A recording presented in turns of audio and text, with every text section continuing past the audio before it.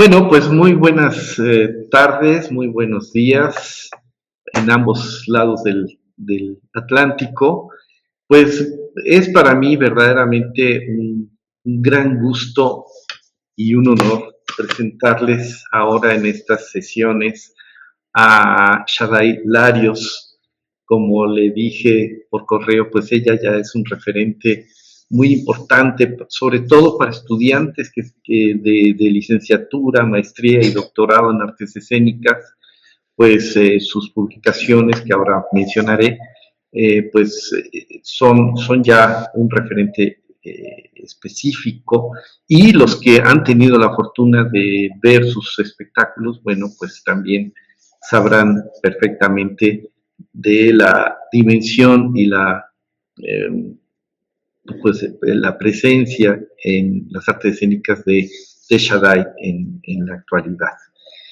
Bien, sin más, pues paso a este momento en que tengo que hacer esta biografía, que es además muy interesante, muy compleja.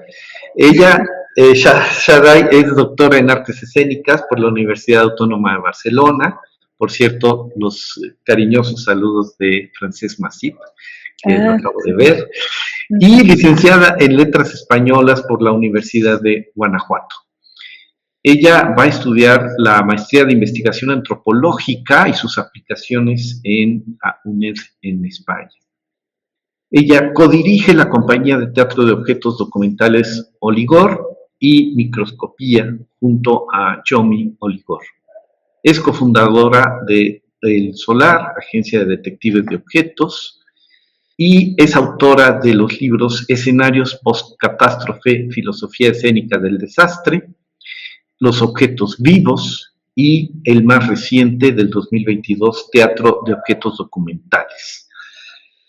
Coordina el circuito de memoria material en distintos países y se dedica en sus ratos libres a la pedagogía e investigación de las materialidades insumisas. Bien, pues ayer hablábamos ya en la conversación con Alberto Villarreal, pues una serie de pensamientos que me parece que pueden enlazar ahora la charla contigo, Shaddai, que pues en gran medida lo que nos ha unido en este seminario ha sido pues la investigación escénica, y sobre todo pues que toda investigación procede de una curiosidad, ¿no? Y ayer Alberto nos daba una pequeña provocación, bueno, una gran provocación. Decía que las artes escénicas provienen de un complejo proceso de misterio. Alberto mencionó la reminiscencia, y yo agrego, o la evocación, es más poderosa que la memoria. Esto es la que en gran medida produce imágenes en la mente y en la escena. Voy a soltarte las preguntas, así me lo has solicitado, y si en un momento dado es necesario, pues reiteraré las preguntas. Son tres. Shaddai, ¿cómo podrías describir tu proceso de investigación escénica? ¿A quién convocas como audiencia cuando elaboras tus proyectos? Y tercera, ¿la nacionalidad es un factor determinante en tu reciente propuesta de melancolía? Sobre todo en tu actual condición como creadora en un país diferente. Adelante, Shaddai. Gracias, Oscar. Pues un gusto estar aquí. Gracias por la invitación. Gracias a Beatriz y un saludo a todos que estén conectados del otro lado de la pantalla y quienes están aquí también. Pues bueno, en realidad lo que me preguntas, Oscar, no sé si puede ser muy breve. Voy a intentarlo, pero antes de compartir lo que quiero compartir, creo que tu primera pregunta entrona muy bien con el título de esta charla, ¿no? Que es biografías materiales, y que la pensé en este contexto de historiografía del teatro. Decidí llamarla así justo para conversar de cómo nuestros procesos creativos siempre están relacionados con esta necesidad de contar, de escribir las vidas desde la materia, ¿no? Entonces, yo quería comentar antes que nada que estoy muy, digamos, permeada por mi formación, que es del teatro de las formas animadas. Yo vengo de ese territorio, tengo 20 años caminando en él, en donde, claro, los títeres y las marionetas pueden ser su versión más popular, pero hay muchísimas variantes, ¿no? Entonces, yo lo que he aprendido de este teatro es una conciencia material. Es una conciencia material que me ha dado sobre todo pues una manera de estar y una manera de ser condescendiente y de ser generosa con la materialidad que me rodea, ¿no? Tratando de crear espacios equitativos de copresencia y de escucha con esas otras presencias y volúmenes que no son nada más humanos, ¿no? Entonces, para mí es fascinante cómo los teatros de formas animadas nos acercan a esa construcción de presencia interpretativa, no en el sentido de actuar, sino en el sentido de interpretar o darle un lenguaje a eso otro que nos acompaña en el diseño de nuestros contextos sociomaterialmente hablando. Y ahí hay una disposición perceptiva que tiene que ver también con lo táctil, con la inteligencia de las manos, con las sensaciones, en donde de pronto toda la materialidad se convierte en información, ¿no? Se convierte en un documento potencial. Entonces, en mi caso, esa aptitud se fue yendo hacia lo social, ¿no? Hacia la sociomaterialidad. Ya no era solo conciencia material, sino era conciencia sociomaterial. Esto es, pues, cómo imprimimos de nosotros en lo que tocamos o dejamos de tocar de manera individual o de manera colectiva. Y bueno, todo esto pues me llevó a generar estas concepciones del teatro de objetos documentales, que es esta poética en la que yo trabajo y en la que pues mis libros y mis investigaciones van en torno a ello, ¿no? En cómo generamos documentalidad a través de esta pues práctica corporal con las cosas que de solito nos atañe, ¿no?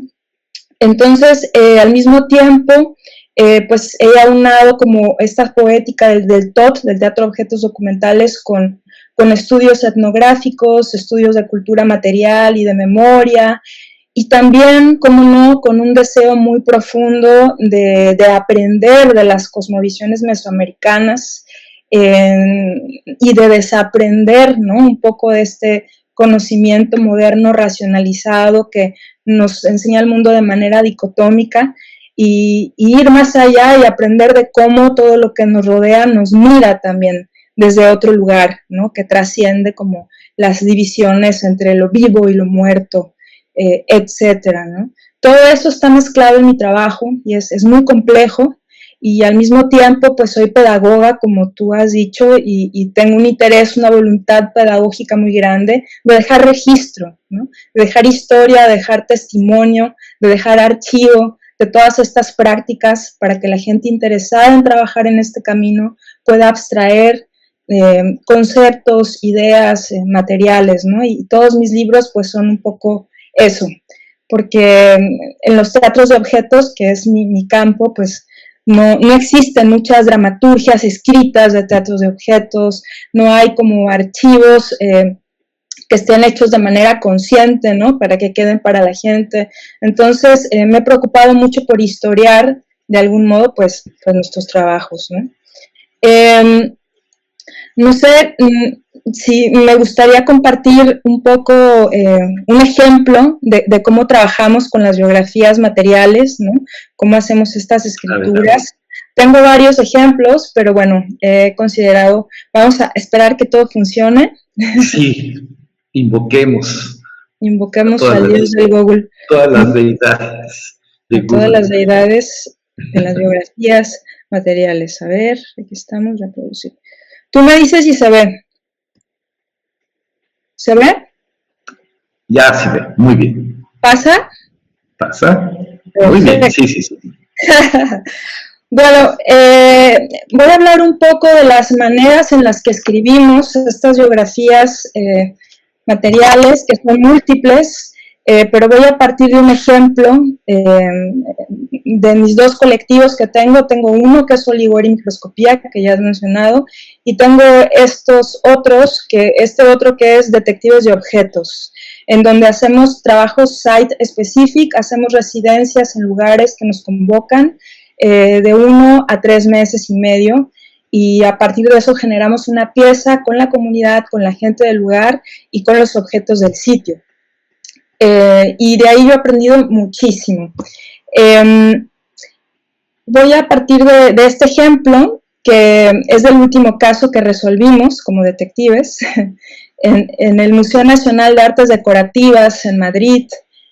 Nos convocaron el Festival de Otoño para estar ahí 3 meses y medio, y terminamos haciendo una pieza que se llamó Archivo de la Delicadeza, en donde justamente queríamos acuerpar el archivo, ¿no?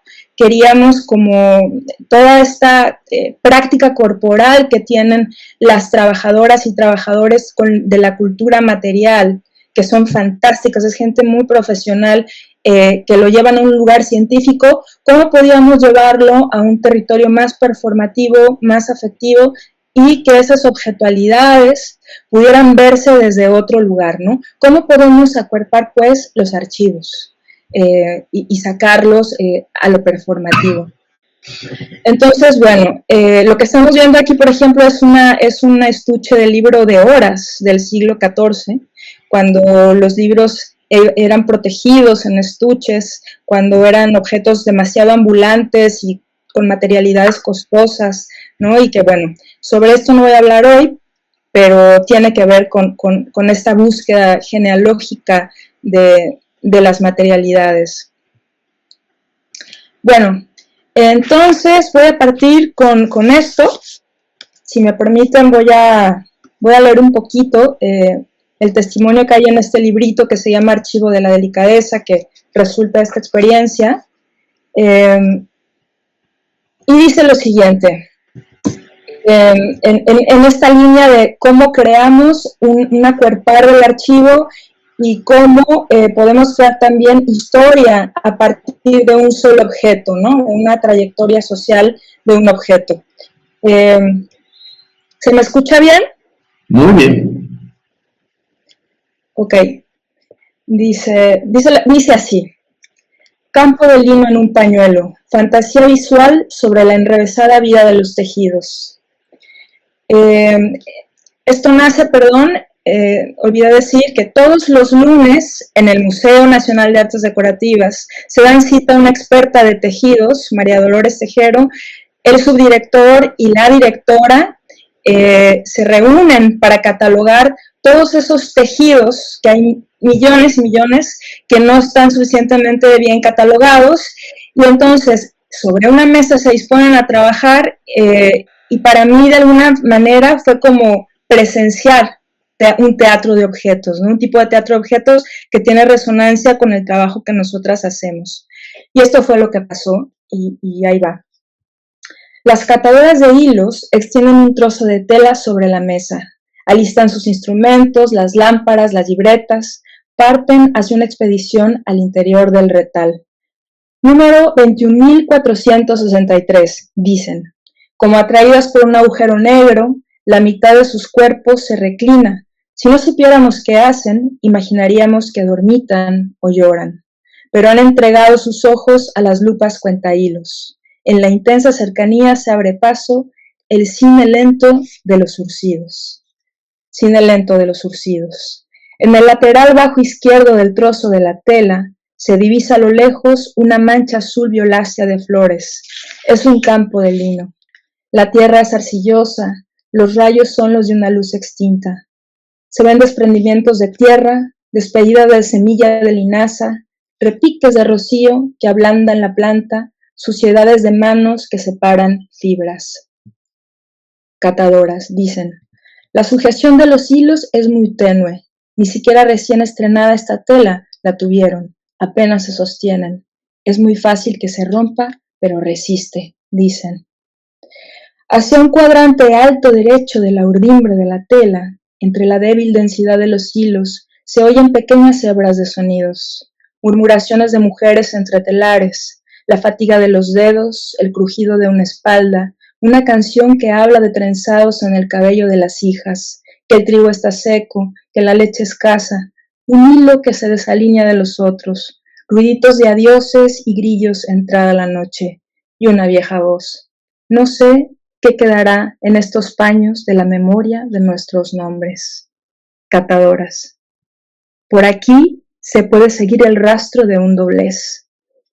En el centro de la trama marcada por un pliegue se ven las huellas de dedos enguantados de 72 alumnas que en 1919 vinieron a la antigua sede para copiar dibujos y motivos de bordados antiguos españoles.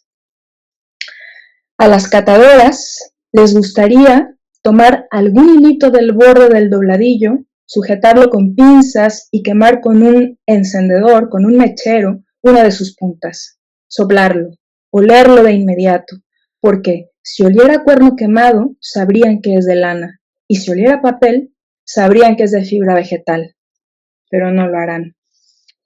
Catadoras. La mano que hizo esta parte no es la misma que esta. Además, miren la diferencia de color que hay de un lado y del otro. Eso es por la luz que le ha dado. Seguramente estuvo expuesto. Al moverse hacia la parte oeste del recorte, se encuentran insertos de otras telas reutilizadas. Entre capas de remiendo tras remiendo se abre un inventario de retazos, un pasadizo en el cual entrar y en el que por un instante aparecen superpuestos como fantasmas los otros retales monstruos que hay en el museo, criaturas huidizas y hoscas que una vez juntas se hacen fuertes y reclaman traductoras para su propio idioma de cicatrices. Catadoras. Es un trozo de dalmática que tiene mucho recorrido, escriben en sus libretas. Es que hay tantos accidentes que puede tener una cosa antigua, dicen. Me encontré una tela de seda espolinada de Valencia del siglo XVIII haciendo de cortina en un gallinero de mi pueblo. Verás. Y en los almacenes te puedes encontrar, por ejemplo, con un tejido que primero fue utilizado en el traje de una mujer. Luego van y donan el atuendo a la iglesia, se lo colocan a la Virgen, adecuándolo a su efigie, ya cuando lo ven viejo. Se hace con eso un paño para el altar. Más tarde llega un anticuario, se lo encuentra destrozado y le pone un terciopelo carmesí de fondo, lo enmarca y a venderlo. Alguien lo desenmarca y con el tiempo te lo traen aquí, ya agonizante. Cine lento de los surcidos desahuciados. Cada fragmento es del tamaño o menor que los cuentahilos. Comienza un ritual de suavidad radical al disponerlos. Las catadoras no volverán a hablar, entregadas como están al manejo sosegado de su lente, frente al resto del resto que aún respira, en la contención tensa entre su vida y su muerte. Los más desnutridos dejan ver su textura fibrosa interna, como aquella esquinita de una banda decorativa egipcia del siglo I, o ese pedazo turco del siglo XVII en ligamento de raso roto en 7 partes. Anochece, hace horas que el museo está oscuro y desierto de personas, pero las catadoras seguirán indiferentes a lo que sucede afuera de sus cuentahilos, reclinadas, enredadas, en las entrañas más hondas del cine lento de los surcidos. Y bueno, aquí ya lo que se ve es como tras asistir cada lunes a ver esta experiencia, ¿no? Y capturarla en una dramaturgia, también traspusimos todos estos objetos que están considerados como bienes públicos a una dramaturgia visual que contaba o acuerpaba un poco estas prácticas de estas personas expertas y que estaban de alguna manera acompañadas de documentos fotográficos, de fichas, y creamos pues toda una secuencia muy en tono, en clave de poética de teatro de objetos. La cuestión es que toda esta información te lleva a muchas preguntas, ¿no? Te lleva a muchas preguntas, que es lo que a mí me interesa plantear de las biografías materiales. ¿Cómo a partir de gestos tan íntimos, cómo a partir de un retal y todo lo que hay dentro de él, uno puede llegar a preguntarse por la formación de la idea de patrimonio, por ejemplo, en cómo la mirada experta está condicionada por un sistema educativo de oposiciones y de un perfil que busca un Estado acorde a una colección que se considera estatal, por ejemplo. ¿Cómo podemos hablar también de la biografía cultural de las cosas, de su travesía a través del tiempo, de la fuerza de trabajo implícita en ella, también del modo de producción, así como de las jerarquías sociales, como de también las fibras vegetales, ¿no? Como toda la materia prima o toda en términos geopoéticos, ¿no? Todo lo que hay de la tierra en esta conformación, en este trozo de tela, y toda la práctica que sucede en términos de archivo en torno a ella, ¿no? Entonces, bueno, creo que todo lo que hacemos de alguna manera se asemeja a esta mirada cuentahilos, pero también desprende una serie de preguntas y cuestionamientos que van surgiendo de esta detección material. Y muchas de ellas, muchas de estas prácticas, pues son comunitarias, ¿no? Y hemos trabajado haciendo muchas biografías materiales de oficios a lo largo de estos años. Por ejemplo, aquí en Primer Álbum, ¿no? Que recibimos en una carpintería de Girona por 3 meses. En una carpintería, pues hicimos una biografía del oficio que al mismo tiempo de esta gran carpintería, que he perdido la foto, pero bueno, que un poco en estos 70 años de historia de esta carpintería, donde no se tiró nada, ni se movió nada del lugar, que eran 4 generaciones de carpinteros, pudimos empezar por las relaciones sociomateriales del carpintero, pudimos empezar a trazar otras preguntas, ¿no? Que iban más allá. El por qué todas estas maderas que constituían medio Girona y que habían pasado por las manos de estos carpinteros, de qué territorios venían, ¿no? Venían de África, venían de América, también cómo era el último carpintero del barrio y cómo pues Girona está siendo muy gentrificada y cómo toda la resistencia a estos objetos inamovibles nos hablaban por contraste de todo el desplazamiento de la gente, ¿no? de su barrio. O de oficios, pues bueno, también hemos trabajado con la Sociedad Española de Medicina de Familia y Comunitaria, la CENFIC, que nos pidió hacer un homenaje a los médicos y médicas de familia de España, que son como 20,000 socias y socios, a partir de sus objetos. Y bueno, rastrear un oficio a partir de relaciones sociomateriales arroja una información maravillosa. Por ejemplo, una de las grandes líneas que trabajamos con ellas fue los regalos que hacen los pacientes a los médicos y las médicas, ¿no? Y como en ese don hay una especie de incomodidad, porque pues no son objetos, digamos, que se reciban de una manera oficialmente como asertiva por el miedo al soborno, por una serie de tabús, y sin embargo están hablando de una afectividad y de un cambio de rol en el oficio, ¿no? Etcétera. Hemos trabajado con escribanos, con clavadistas, con botánicos, botánicas. Nos llaman mucho para trabajar sobre oficios, ¿no? Aquí está la carpintería que se me había saltado, que es pues eso, que de paso ya entra esta cuestión de los espacios, que también hacemos biografías de espacios, ¿no? Cómo los propios espacios, por sus disposiciones y por cómo la gente vive intensamente esos lugares, se crean también pues biografías materiales que van revelando capas históricas, que van revelando también comunidades encontradas, como en el caso del Cuaderno de Campo, en el Jardín Botánico de Barcelona, ¿no? En donde trabajamos tanto con los botánicos y botánicas como con la ciudad enterrada que hay ahí debajo, que es una ciudad de barracas, de barraquistas, que llegaron a principios de siglo, que empezaron a llegar a principios de siglo a Barcelona y empezaron a crear ahí una gran ciudad con un tejido asociacionista muy fuerte, en donde ellos se propinaron a sí mismos servicios que no les daba el Estado, ¿no? Ellos lo construyeron. Entonces, trabajamos con esta comisión, que es la comisión de búsqueda, de recuperación de la memoria de los barraquistas, ¿no? Que no se cuenta casi en ningún libro oficial, y su memoria está enterrada debajo de ese jardín en términos simbólicos. Y al mismo tiempo, pues este es el nuevo espacio, que es un museo de plantas, ¿no? Y entonces nosotras trabajamos tanto con botánicos como con barraquistas para ver cómo se escribía la historia de ese espacio de esta manera entrelazada, ¿no? Desde este perspectivismo y cómo convivían ambas comunidades. ¿Sí se me está escuchando? Es que no veo a nadie. Sí, perfecto, Saday.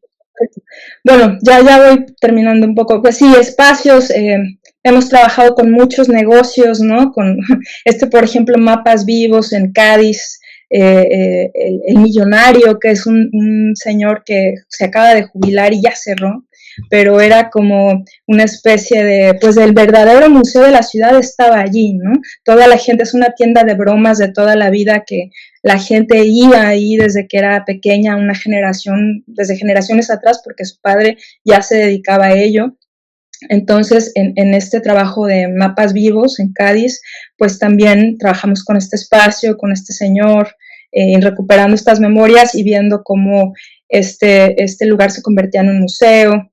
Hemos trabajado con biografías cruzadas, este es de La máquina de la soledad, del 2014, con objetos encontrados, ¿no? Con esta maleta de 600 cartas del siglo XIX que nos encontramos en La Lagunilla, en el Mercado de México, con objetos intensamente vividos, una correspondencia impresionante de amor, ¿qué haces, no? Porque son objetos que no son tuyos, pero sí son tuyos, objetos desposeídos y poseídos, en donde de alguna manera tú acuerpas estos gestos reincidentes, vuelves a activar a través de tu cuerpo un objeto vivido intensamente por otra persona, generando una nueva lectura, ¿no? Y es una reescritura biográfica material, y a los laboratorios pues llegan muchas personas, a los laboratorios que yo imparto con archivos familiares, con objetos de gente, objetos heredados o objetos de gente que nunca conocieron, parientes, ¿no? De los abuelos, las abuelas, y que tienen la necesidad de reinterpretar desde el presente y desde su cuerpo, a partir de la memoria especulativa muchas veces, ¿no? Por las omisiones, por lo que falta y por esta necesidad como no de ficcionar y de imaginar que también tiene la memoria. Sí, ya hemos creado pues muchas biografías colectivas, que es parte de este trabajo comunitario, ¿no? De Mapas Vivos, que fue en el FIT de Cádiz del 22, fue muy bonito. Hemos seguido haciendo ejercicios de este tipo, en donde trabajamos con esta noción que, bueno, siempre hablo de ella, de los dispositivos cooperativos objetuales, de los objetuarios, en donde la gente participa trayendo objetos. En este caso de Cádiz eran del Barrio Viejo. Lo que nos encargaron fue como crear un trabajo sobre el turismo y contra la turistificación, y pues trabajamos en crear un mapa alterno al mapa oficial, en donde a través de los objetos, ¿no? Trabajando con el contrasouvenir como un objeto que esté anclado a tu ciudad a partir de una memoria específica en una parte del territorio, y se hizo como pues una redada de objetos grande con los detectives locales que trabajamos, y ellos y ellas acabaron haciendo la pieza, ¿no? Nosotros formábamos parte, pero fueron ellos quienes activaron este mapa de muchas maneras, y bueno, esto es como también escribir una biografía colectiva, y bueno, etcétera. Voy a dejar de compartir. ¿Se dejó de compartir ya? Ya estamos. Perfecto. Bueno, esto que era como un poco hacer un mapeo breve de nuestras maneras de hacer biografías. Me estoy saltando muchísimas cosas, pero en los libros que yo escribo se dan derivas, se dan como terminologías, estrategias que tienen que ver con ello, ¿no?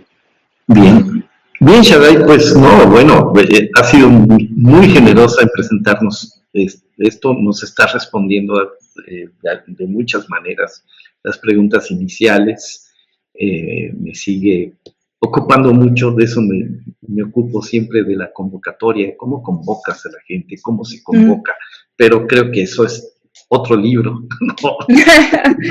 ¿No?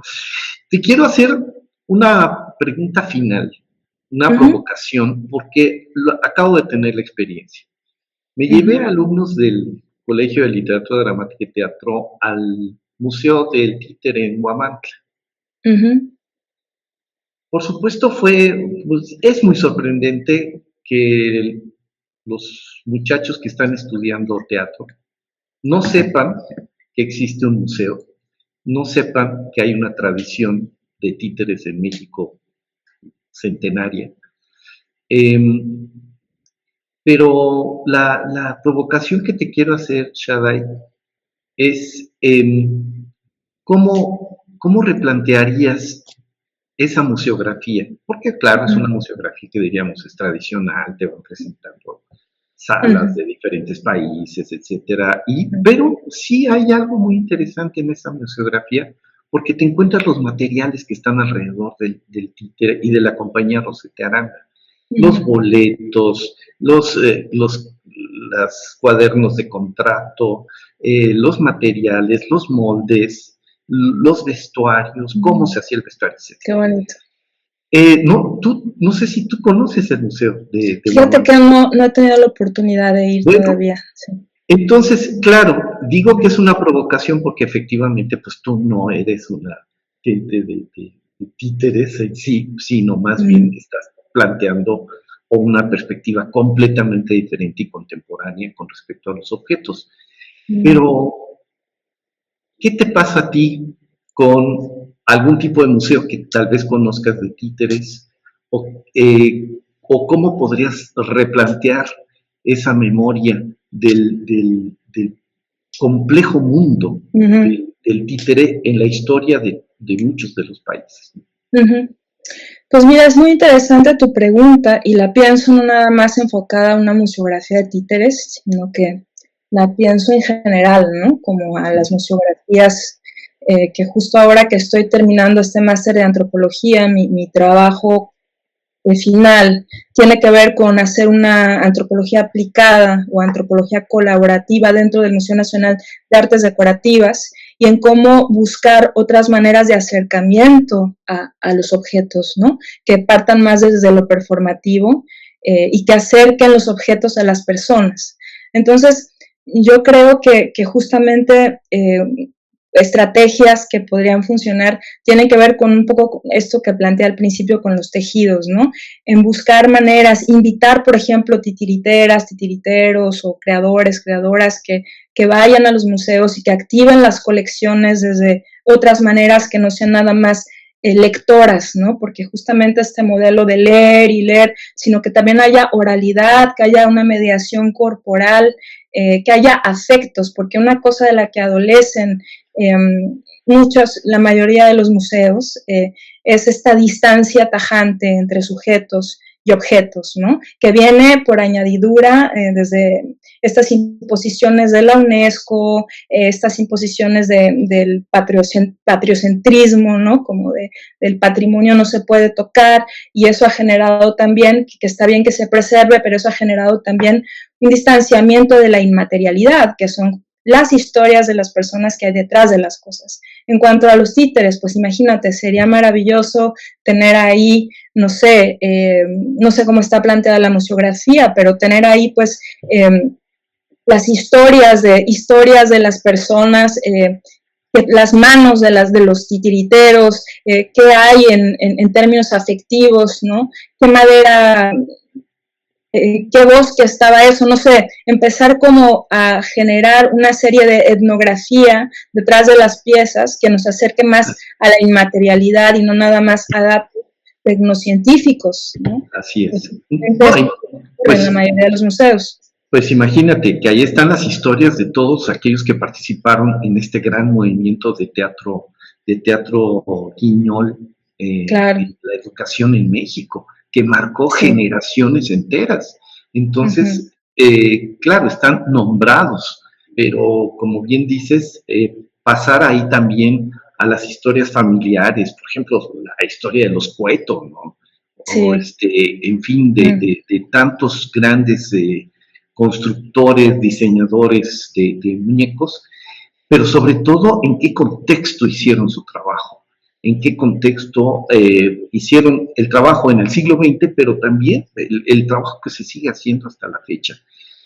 Yo te puedo asegurar que más de 3 de los alumnos, fuimos 50, pero más de 3, después de haber pasado por el museo, ya observaron de otras maneras el títere como tal, porque para ellos es un objeto desconocidísimo, ¿no? O sea, ya para un joven actual, pues el títere es pues, un muñeco ahí articulado y punto, pero la repercusión que llegó a tener, ¿no? Por ahí una alumna me dijo, oiga, fíjese que mi abuelita me ha contado que llegó a ver estos espectáculos. Bonito. Pues sí, pues tú y tú, ¿no? ¿Y tú qué piensas ante este objeto, no? Entonces, bueno, sí, pues estamos de acuerdísimo que ahora lo que procede es iniciar otras historias a partir no solo de estos muy impresionantes trabajos que has desarrollado, sino también voltear la mirada a nuestra tradición. Lo hablábamos ayer también, el teatro de retaguardia que dice Alberto, no de vanguardia, sino más bien voltear la mirada también. O sea, se vale también pues, ver, tú lo estás haciendo en gran medida con la historia de los objetos, pero pues hay una historia de la escenificación, por lo menos ya en México, que tiene tiene una muy sólida base en la tradición teatral del títere, y ahora afortunadamente pues me da mucho gusto que además siguen tus pasos jóvenes generaciones que están trabajando bajo tu tu muy generoso trabajo metodológico, sistemático y creativo. Yo te felicito mucho, Sada.